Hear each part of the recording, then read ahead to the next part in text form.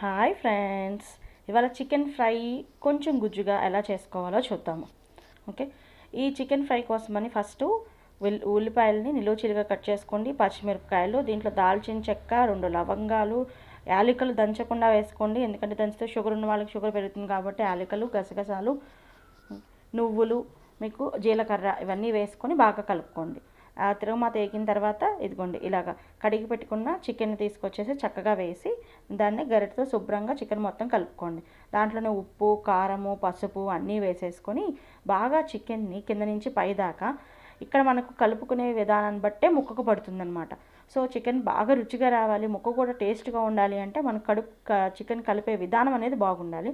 ఒకసారి చూడండి, ఇక్కడ చికెన్ చక్కగా కింద నుంచి పైకి అలాగా మనకు కలుపుకుంటూ ఉండాలి. చూడండి, సో ఇలా కలిపితే ప్రతి ఒక్క ముక్కకి కూడా టేస్ట్ అనేది వస్తుంది, ఫ్లేవర్ చాలా బాగుంటుంది. మేము కారం తక్కువ తింటాము, కొంచెం కారం అంత అవసరం లేదు అంటే అనుకుంటే ఏంటంటే కారం ఒక 2 స్పూన్స్ వేసుకోండి. వేసుకున్న తర్వాత వెల్లుల్లిపాయని ముద్దగా చేసుకొని బాగుంటుంది అది వెల్లుల్లిపాయ కారం ముద్ద వేసుకుంటే కనుక ఇంకా అసలు మనం ఆ రుచి చాలా బాగుంటుంది. సో అది ఎలా చేసుకోవాలని నెక్స్ట్ వీడియోలో ఉంటుంది, అది ఒకసారి చూతురు కానీ.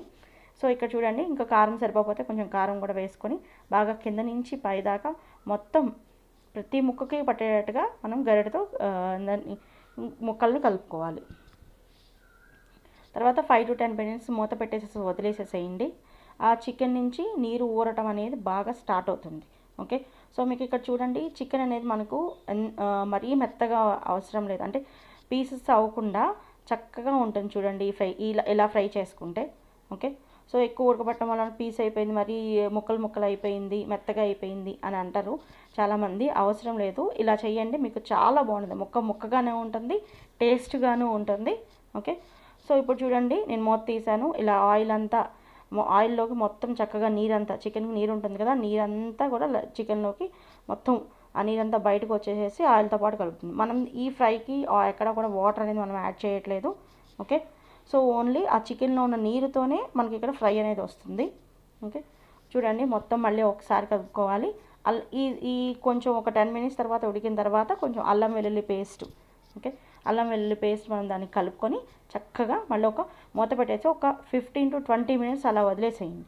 ఓకే, సో మీడియం ఫ్లేమ్లో పెట్టుకోండి. తర్వాత ఓపెన్ చేసి చూస్తే చూడండి చక్కగా ఎంత బాగుందో. లాస్ట్లో వచ్చేసేటప్పటికి ఏంటంటే మనకు ఉడికిపోయింది ఇంకా ముక్క అనుకున్నప్పుడు మనం కొత్తిమీర, పుదీనా అన్నీ వేస్ట్ చేసుకుని చక్కగా మళ్ళీ ఒకసారి కలుపుకోండి.